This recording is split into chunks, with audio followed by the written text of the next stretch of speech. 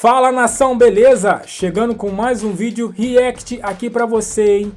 Flamengo de Filipe Luís tem um novo 9, é isso aí, é um novo 9 da Gávea. Quer ver quem é? Se liga aí no vídeo, mas antes, deixe seu like que fortalece, seu like faz com que o YouTube reconheça que o vídeo é importante, é relevante e leva o vídeo para mais pessoas. Se inscreva no canal também para receber notícias fresquinhas do Mengão. E comente aqui o que você achou desse camisa 9, o novo 9 do Mengão, hein? Bora pro vídeo!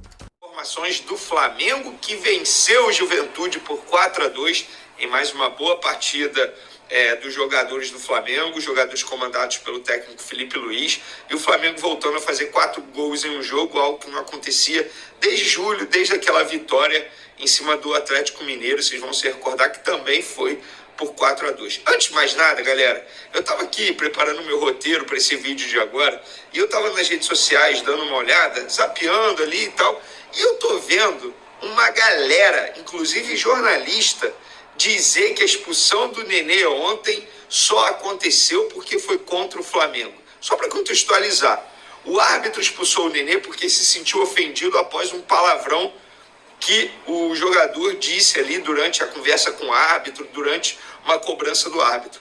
Só para recapitular, então você que está fazendo questão de ficar chorando, reclamando, dizendo que a expulsão aconteceu só porque foi contra o Flamengo, é só você fazer uma pesquisa rápida, porque eu lembro disso.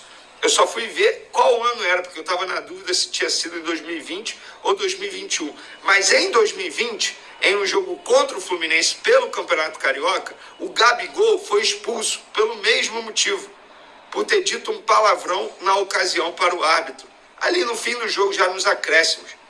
Então, na boa, não existe isso de a arbitragem ajuda o Flamengo. Pô, que mimizada danada. A arbitragem do futebol brasileiro é horrível. É você torcer para a arbitragem não errar contra o seu time. É isso que tem acontecido nos últimos anos, sobretudo nessa temporada. Aqui no vídeo, ativar a notificação e também compartilhar o vídeo com os amigos, com as amigas e ajudar o canal Vini Casagrande a crescer cada vez mais. Vamos para as informações? Vamos lá, galera. Antes de mais nada, mais uma ótima entrevista coletiva do técnico Filipe Luís, abordando todos os assuntos. É questionado, responde de uma maneira simples para o torcedor entender, mas responde.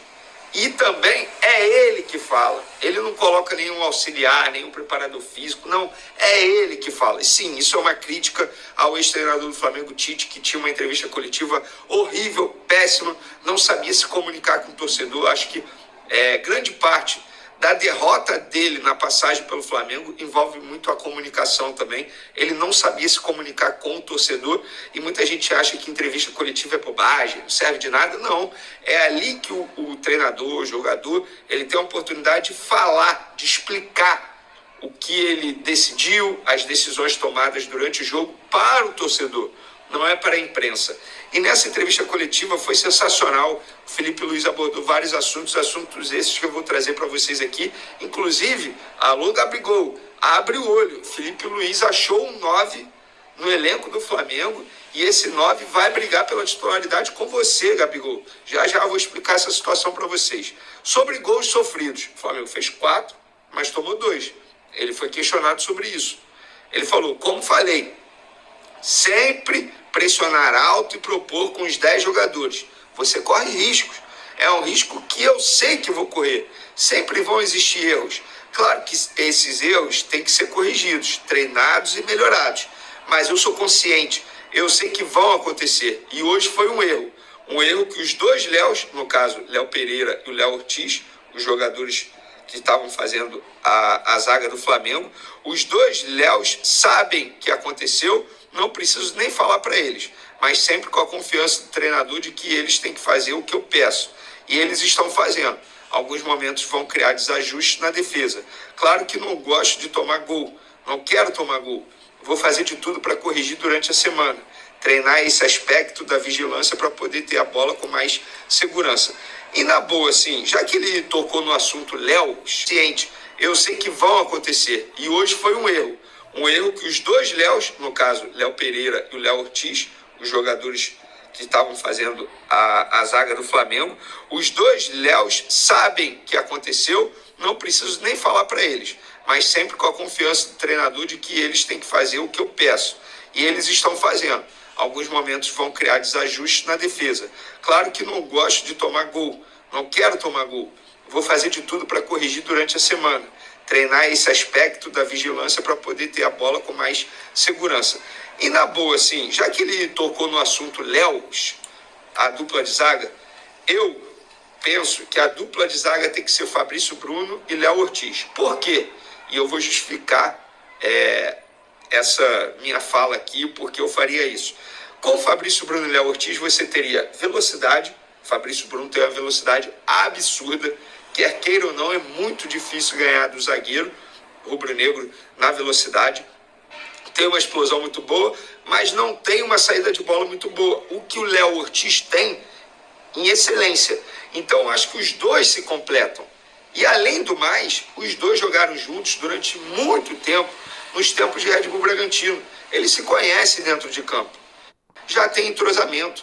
O Léo Pereira, e isso aqui não é uma crítica ao Léo Pereira, mas eu acho que o Léo Pereira, acaba sendo uma crítica de uma maneira indireta, ele está expondo o setor defensivo, muitas vezes, em muita ida ao ataque. Ele não está fazendo a cobertura do lado esquerdo da maneira correta, como fez em outrora.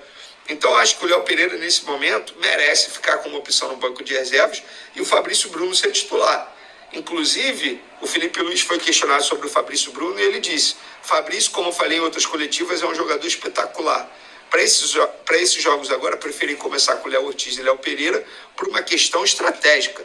Contra o Fluminense, eu decidi começar com o Fabrício por uma questão estratégica. E eu não errei, ok? Não veio a vitória, mas o que eu vi do Fabrício me agradou muito. E eu já conheço também, não é novidade, e o Fabrício está para ajudar a equipe, nem sempre deixa muito claro isso. Tanto ele quanto o David sempre estão treinando bem. Davi, no caso, que é no caso do Davi Luiz, sempre estão treinando muito bem. Se esforçando, estão ajudando a equipe do lugar onde estão agora. Não entraram hoje, por exemplo, mas ajudaram a equipe. No próximo jogo, como você falou, o Fabrício pode jogar. Talvez o Davi Luiz também. São jogadores muito importantes para mim, já entenderam como eu quero jogar e pouco a pouco eles vão tendo minutos. O Léo Pereira está suspenso, próximo jogo do Flamengo, que é contra o Internacional, pelo Campeonato Brasileiro, dia 31, ou seja, quinta-feira que vem, se eu não estou enganado, vou até conferir aqui no calendário, é isso mesmo, quinta-feira que vem o Flamengo encara o Internacional, um jogo atrasado da 17ª rodada, jogo importante. O Internacional vencendo o Flamengo, passa o Flamengo na tabela do Campeonato Brasileiro. Pereira, eu escolheria o Fabrício Bruno para fazer dupla de zaga com o Léo Ortiz. E você, pode comentar à vontade aí. Outro jogador que foi muito elogiado foi o Everton Araújo, que esse, inclusive, ganhou a vaga titular, deixando o Alcaraz, jogador mais caro da história do Flamengo, no banco de reservas. Eu confesso que eu imaginava o Alcaraz jogar, mas o Everton Araújo jogou como primeiro volante, um pulgar mais adiantado, e o Everton Araújo foi muito bem na partida de ontem novamente.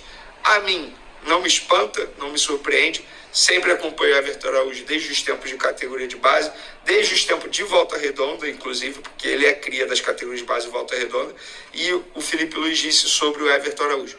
Everton é um jogador que tem o maior talento que um ser humano pode ter, na minha opinião, que é a capacidade de aprender. É um cara extremamente disciplinado, focado. Você dá uma instrução, ele arregala o olho, quer aprender, absorver a todo momento. Fica fazendo um complemento depois do treino, tem tendência de evoluir muito. O maior dom que pode ter um ser humano é essa vontade de aprender. Hoje fez um grande jogo, controlou muito bem o meio. Ele e o Eric Pulgar. Estou muito feliz de ter mais uma opção como volante.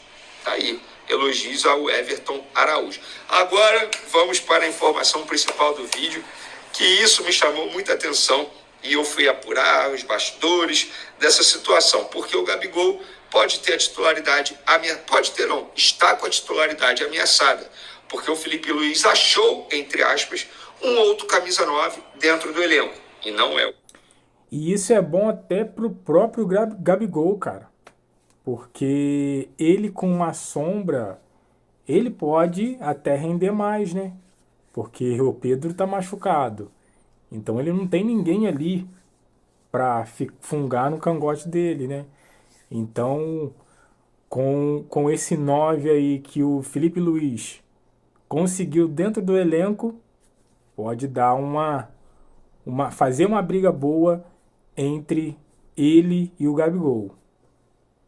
O Carlinhos, que está machucado, e obviamente não é o Pedro, que só volta ano que vem, porque também está lesionado. Ele disse, sobre o Plata, ele compete em posição tanto com Bruno Henrique e Michael na esquerda, mas sabemos que a melhor versão dele é na direita. Aí ele compete com o Gerson. E eu vejo ele como um 9 porque ele tem muita velocidade, tem boa relação com a bola e ataca muito bem espaço. E eu sempre tento dar minutos para poder dar confiança.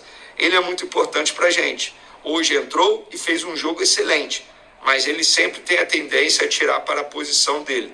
Isso requer trabalho para entender os movimentos que um 9 de ofício deve fazer. O mais importante é que eu tenho os coringas à disposição. Eles colocam a equipe acima de tudo. Pois é. Gabigol, pelo que eu apurei, o Felipe Luiz pensa sim em escalar o Gonzalo Plata como 9. Então, Gabigol, você que foi titular nos últimos 6 jogos com a camisa do Flamengo e 5 jogos com o Felipe Luiz e não fez bons jogos, talvez contra o Corinthians no primeiro jogo do Felipe Luiz. Ali eu acho que o Gabigol fez até um bom jogo, para ser justo. De lá para cá, não. Longe de ser aquele Gabigol, eu não entendo essa boa vontade da grande maioria de dizer que o Gabigol voltou. Gente, o Gabigol não voltou. Está muito longe de voltar, mas muito longe mesmo.